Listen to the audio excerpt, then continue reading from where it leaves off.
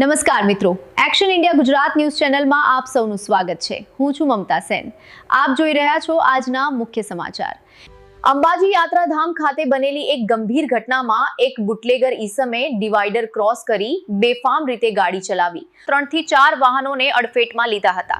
સદનસીબે જાનહાનિ ટળી, પરંતુ જો કોઈની જાન ગઈ હોત તો તેની જવાબદારી કોણે લેવી है? આ ઘટના પછી આરોપી ઈસમે દાદાગીરી કરી સામે મારામારી પણ કરી હોવાના આક્ષેપો સામે આવ્યા છે।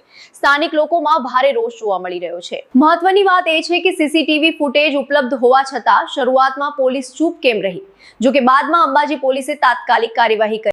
લોકોને માંગ છે કે આવા તત્વો સામે કડક કાર્યવાહી કરવામાં આવે, જેથી યાત્રાધામની શાંતિ અને સલામતી જળવાઈ રહે। મિત્રો, action India Gujarat news channel like કરો અને તમારા મિત્રોને શેર કરો। અને મિત્રો, જો તમે ચેનલ પર નવા હોય તો ચેનલને સબસ્ક્રાઇબ કરો।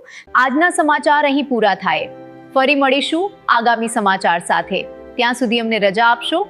ધન્યવાદ।